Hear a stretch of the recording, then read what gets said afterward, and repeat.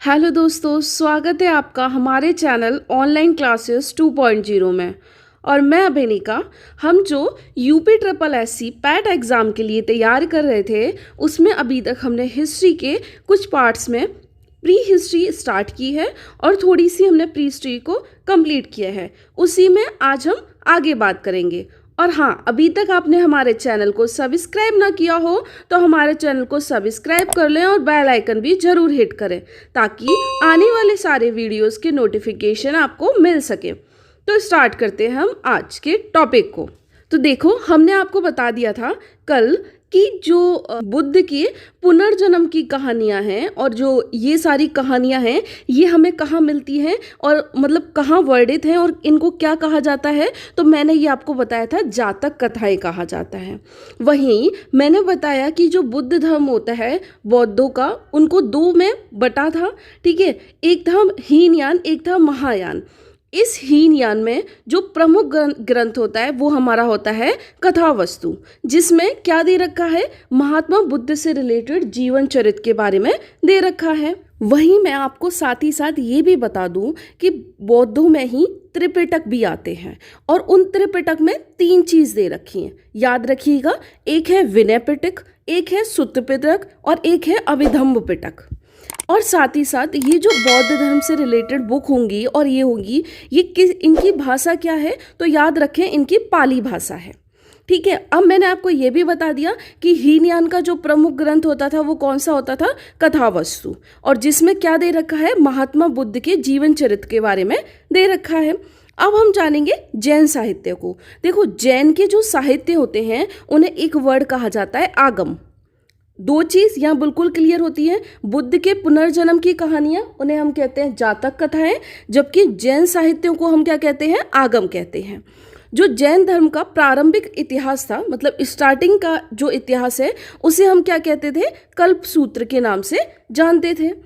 जैन धर्म भगवती सूत्र में महावीर, अगर आपसे पूछा जाए कि महावीर के जीवन कृत्य और जीवन परिचय के बारे में किस जैन धर्म के किस ग्रंथ में दे रखा है, तो आप याद रखिएगा भगवती सूत्र में महावीर के जीवन कृत्यों के बारे में दे रखा है।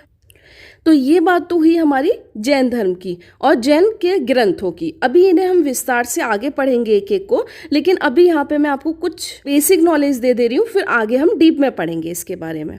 अब जानते हैं, देखो एक बुक है अर्थशास्त्र, इसके बारे में तो आप सभी जानते होंगे। इसके लेखक कौन है, चाणक्य, या कहो कौटिल्य, या कहो विष्णुगुप्त। कोई भी नाम आ जाए कि अर्थशास्त्र के लेखक कौन है, तो आप या तो चाणक्य कह सकते हैं, या कौटिल्य कह सकते हैं, या विष्णुगुप्त कह सकते हैं। यह है 15 अधिकरणों एवं 180 प्रकरणों में विभाजित है। यहाँ पे याद रखना, एक तरीके से आप याद रख लो कि इसमें 15 पार्ट्स और इसमें 180 चैप्टर्स दे रखे हैं। जबकि इसी में हम पूछ सकते हैं कि चाणक्य ने जो बुक लिखी अर्थशास्त्र, ठीक है, वो किसके टाइम का टाइम पीरियड है, तो आपको याद रखना है वो मौर्यकालीन इतिहास के बारे में जानकारी देता है। तो यहाँ पे 3-4 बात। सबसे पहली, अर्थशास्त्र बुक किसने लिखी, चाणक्य, कौटिल्य या विष्णुगुप्त ने। इसमें टोटल चैप्टर कितने हैं, 180 चैप्टर और 15 पार्ट याद रखें। इनको हिंदी में 15 अधिकरण और 180 प्रकरण कह रखा है। आप इसी भाषा में ऐसे याद रखें, 180 चैप्टर्स और 15 पार्ट्स हैं। किसके टाइम की ये स्थिति बताता है और किस टाइम पीरियड पर ये बुक लिखी गई, तो इसे मौर्यकालीन, जब चंद्रगुप्त मौर्य हुआ करते थे उस टाइम के बारे में बताता है। अब बात को आपको बता दें कि संस्कृत साहित्य में ऐतिहासिक घटनाओं का क्रमबद्ध लिखने का सर्वप्रथम प्रयास कलहड़ ने किया था। देखो, अब ये कलहड़ कौन है, इनके बारे में आपको बताते हैं।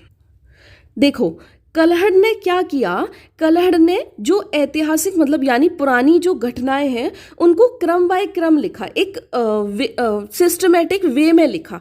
ठीक है, तो ये जो सर्वप्रथम प्रयास किया था वो किसने किया था, कलहड़ ने। और साथ ही साथ ये जो कलहड़ ने बुक लिखी ना, ये संस्कृत में लिखी थी, ये भी याद रखिएगा। वो आपसे कभी भी पूछ सकता है कलहड़ की बुक किस भाषा में लिखी गई, तो एक तो संस्कृत साहित्य थे उनके, ठीक है, और सबसे पहली बार ये भी पूछ सकता है कि ऐतिहासिक घटनाओं को क्रमबद्ध लिखने का प्रयास सबसे पहले किसने किया, तो वो कल्हड़ ने किया। और आपको बता दूं, कल्हड़ ने ये कश्मीर के इतिहास से रिलेटेड उनकी बुक थी, और बुक का नाम क्या है, कल्हड़ द्वारा रचित पुस्तक का नाम क्या है, राजतंत्रगिरी है।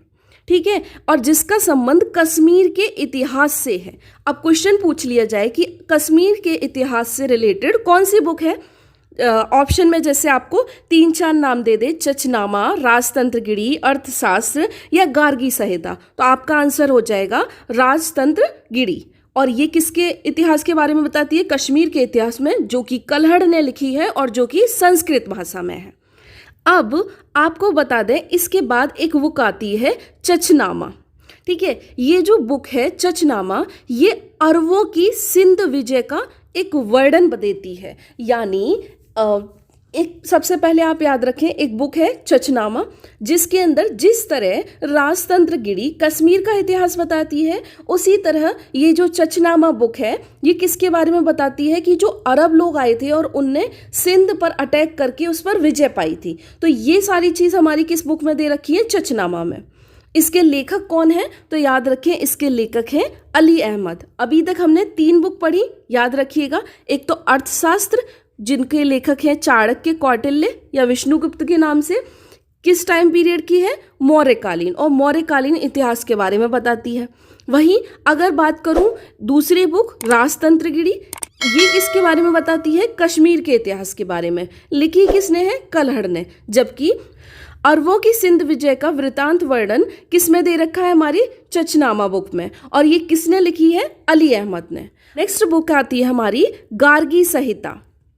ये जो बुक है गार्गी संहिता, ये कात्यायन ने लिखी है। ये एक ज्योतिषी ग्रंथ है, फिर भी इसमें भारत पर होने वाले जो यवन लोग थे उनने आक्रमण किया था, उनके बारे में दे रखा है। आपको एक और बुक बता दूं, महाभाष्य। ये जो बुक महाभाष्य है, ये किसके द्वारा लिखी गई है, पतंजलि के द्वारा। जैसा कि आप जानते हो, आज के टाइम पे पतंजलि एक बहुत बड़ा ब्रांड है, लेकिन ये पहले एक योग के बहुत बड़े गुरु हुआ करते थे, पतंजलि, और उन्हीं के द्वारा बुक लिखी गई महाभाष्य। ये जो पतंजलि थे, ये पशुपति शुंग के पुरोहित थे। जो शुंग काल था, शुंग पीरियड था, उसके संस्थापक रहे हैं पशुपति शुंग।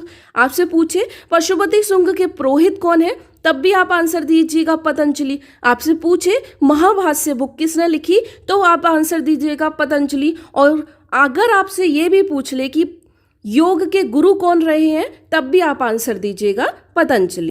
अब हम इसमें जानेंगे विदेशी यात्रियों से मिलने वाली प्रमुख जानकारियों के बारे में।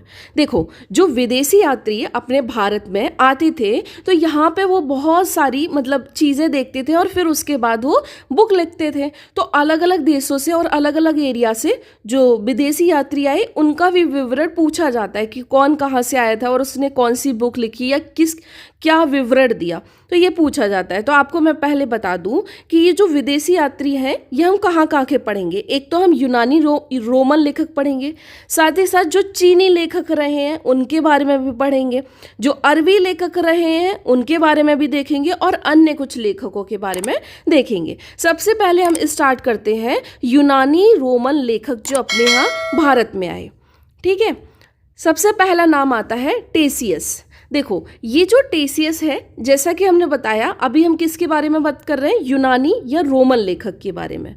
तो ये जो टेसियस था, ये एक ईरान का राजवैद्य था।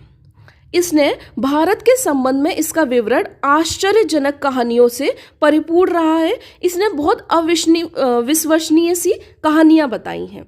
इसलिए बस आप इतना याद रखें, पूछेगा वो कि जो टेसियस है वो कहाँ का लेखक था, आप कह दीजिएगा वो यूनानी या ईरान का लेखक था। सिर्फ इतना बात इससे रिलेटेड याद रखनी है। नेक्स्ट क्वेश्चन आता है हमारा हेरोडोटस। ये जो हेरोडोटस हैं, अगर आप हेरोडोटस को हम अगर इंग्लिश में लिखते हैं तो कुछ हम इस तरह लिखेंगे, हेरोडोटस। ठीक है, ये जो हेरोडोटस है, इसी को इतिहास का पिता भी कहा जाता है। तो सबसे पहले याद रखें कि इतिहास का पिता किसे कहा जाता है, हिस्ट्री को हेरोडोटस ने दिया, तो इसलिए इतिहास का पिता किसे कहेंगे, हेरोडोटस को। इसने अपनी पुस्तक, इसने भी एक पुस्तक लिखी है जिसका नाम है हिस्टोरिका।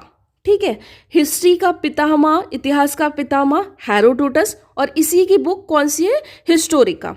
5वीं शताब्दी ईसा पूर्व के भारत और फारस यानी ईरान के संबंध का वर्णन बताता है। मतलब ये बताता है कि कैसा संबंध रहा था भारत और ईरान का, परंतु इसका विवरण भी बहुत अफवाहों पर आधारित है, इसलिए ज़्यादा मान्य नहीं है। बस इम्पॉर्टेंट चीज़ जो आपको यहाँ याद रखनी है, सबसे पहली कि इतिहास का पिता किसे कहा जाता है, तब आंसर आएगा हेरोडोटस। पूछे हिस्टोरिका बुक किसने लिखी, तो आंसर आएगा हेरोडोटस। ये भी पूछे कि हेरोडोटस कहाँ का कौन सा विदेशी यात्री था, यूनानी या फिर चीनी, तो आपका आंसर, या फिर अरबी, तो आपका आंसर आ जाएगा यूनानी, मतलब कि वो ईरान से आया था। ठीक है। सिकंदर के साथ आने वाले लेखकों के नाम किस किस के आएगा? एक तो आएगा नियाकस, एक आएगा आनेसिक्टस, और दूसरे आएंगे अरिस्टोबुलस। इसके विवरण के बारे में प्रमाणिक और एक विश्वसनीय कहानी मिलती है। अब मेन जो इम्पोर्टेंट आए, एक आए थे मैगनेस्थीस। ठीक है, ये कौन है मैगनेस्थीस, ये देख लेते हैं। जो सेल्यूकस निकेटर था उसका राजदूत था, जिसका नाम था क्या? मैगनेस्थीस। ये जो मैगनेस्थीस था ये किसके दरबार में आया था? मौर्य के राज दरबार में आया था। ठीक है, इसने अपनी पुस्तक लिखी थी, कौन सी? इंडिका। देखो मैं आपको बता दूं, जो चंद्रगुप्त मौर्य थे ये उनके टाइम पे आए थे मैगनेस्थीस। ये जो मैगनेस्थीस है ये किसके यहाँ से आए थे? सेल्यूकस निकेटस के यहाँ से। क्यों आए थे? क्योंकि जो चंद्रगुप्त मौर्य थी उनकी शादी सेल्यूकस निकेटस, ये आगे हम जब विस्तार में मौर्य काल पढ़ेंगे तो वहाँ पे ये स्टोरी आपको पता चलेंगी कि चंद्रगुप्त मौर्य की शादी सेल्यूकस निकेटस की बेटी के साथ हुई थी। तो उन्होंने अपनी बेटी का हालचाल और जानकारी के लिए अपने राजदूत मैगनेस्थीस को चंद्रगुप्त मौर्य के दरबार में भेजा था। तो ये जो पुस्तक है इंडिका, ये किसके द्वारा लिखी गई है? मैगनेस्थीस। अब देखो ये मैगनेस्थीस ने इंडिका बुक लिखी, किसके राज दरबार में आया है? चंद्रगुप्त मौर्य। तो ये किसके टाइम की पीरियड की कहानी लिखेगा? जो मौर्य युगीन समाज है, संस्कृति है, और जो वहाँ पर घटित हो रहा है उससे रिलेटेड चीज़ें लिखेगा। तो यहाँ पे 3-4 क्वेश्चन फिर से कंप्लीट होते हैं कि मैगनेस्थीस किसका राजदूत था? तो क्वेश्चन आंसर हो जाएगा सेल्यूकस निकेटस का। दूसरी चीज, किसके राज दरबार में आया? तो याद रखें चंद्रगुप्त मौर्य के। पुस्तक कौन सी लिखी? इंडिका। और ये किसका टाइम पीरियड के बारे में बताती है? मौर्य युगीन टाइम पीरियड के बारे में बताती है। आपको अगर इस तरह याद ना रहे तो ये बस एक कहानी याद रखो कि जो चंद्रगुप्त मौर्य हैं, ठीक है, उस जो कि मौर्य संस्थापक है मौर्य काल के, उनकी शादी किससे हुई है? सेल्यूकस निकेटस की बेटी से शादी हुई है। तो अब निकेटस की बेटी से शादी हुई है तो वो अपनी बेटी का हालचाल देखने के लिए किसी ना किसी को तो भेजेगा, इसलिए उसने अपने राजदूत मैगनेस्थीस को भेज दिया। अब वो कहाँ पर आया है? इंडिया में। तो बुक कौन सी लिखेगा? इंडिका। ठीक है, अब इंडिका बुक में किसके बारे में लिखा होगा? जहाँ वो जाएगा वहीं का तो विवरण लिखेगा, तो मौर्य युगीन समाज और संस्कृति के बारे में लिखेगा। ठीक है, नेक्स्ट आते हैं हमारे डाइमेकस। ये कौन है? ये एक सीरियन नरेश है जो कि एंटिडियोकोकस, जो एंटिडियोकोकस थे उनके राजदूत थे। यहाँ पे भी क्वेश्चन ये बना कि डाइमेकस किसका राजदूत है? तो एंटिडियोकोकस का, जो बिंदुसार के राज दरबार में आया था। तो सबसे पहले क्लियर करो कि मौर्य काल में सबसे पहले कौन हुए हैं? हमारे चंद्रगुप्त मौर्य। ठीक है, उनके बेटे कौन रहे हैं? बिंदुसार। तो चंद्रगुप्त मौर्य के में तो मैगनेस्थीस आ गए, ठीक है, जो कि किसके यहाँ से आ गए? सेल्यूकस निकेटस से। अब क्या हुआ? उनके बेटे जो बिंदुसार हैं उनके दरबार में कौन आया है? डाइमेकस। किसके यहाँ से आया है? एंटिडियोकोकस के यहाँ से आया है। ठीक है, और ये कौन है? ये जो है सीरियन नरेश था। ये भी किसके बारे में विवरण देता है? मौर्य युग से संबंधित है, क्योंकि उन्हीं के दरबार में आया है। अब एक और नाम आता है डायोनोसियस। ये जो है मिस्र नरेश टॉलमी के यहाँ से आया था। आपसे पूछा जाता है, ये नाम याद रखिएगा, कौन किसका राजदूत है और किसके दरबार में आया था? जो अशोक के राज दरबार में आया था। अब इन तीनों को एक साथ याद रखिए। कैसे? देखो, जो मौर्य काल है उसमें सबसे पहले संस्थापक कौन है? चंद्रगुप्त मौर्य। उसके बाद आते हैं बिंदुसार, और बिंदुसार का बेटे का नाम आता है अशोक। ठीक है, तो सबसे पहले चंद्रगुप्त मौर्य के राज दरबार में कौन आया? मैगनेस्थीस। किसके यहाँ से आया? सेल्यूकस निकेटर के यहाँ से। दूसरा, फिर कौन आते हैं? बिंदुसार। बिंदुसार के दरबार में कौन आता है? डायमेकस। किसके यहाँ से आता है? सीरियन नरेश एंटियोकोकस के यहाँ से। ठीक है, फिर कौन आएंगे? अशोक। तो अशोक के दरबार में कौन आया है? डायनोसियस। और ये डायनोसियस कहाँ से आया है? टॉलमी के यहाँ से आया है।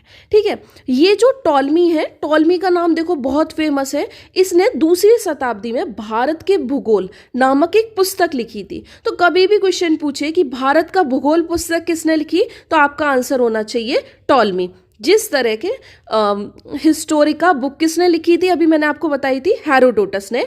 इसी तरह भारत का भूगोल बुक किसने लिखी? टॉलमी। और टॉलमी का राजदूत है डायनोसियस, जो किसके दरबार में आया? अशोक के राज दरबार में। अब नाम आता है पिलनी। इसने प्रथम शताब्दी में नेचुरल हिस्ट्री नामक पुस्तक लिखी है। अब पिलनी की भी एक पुस्तक है जिसका नाम है नेचुरल हिस्ट्री।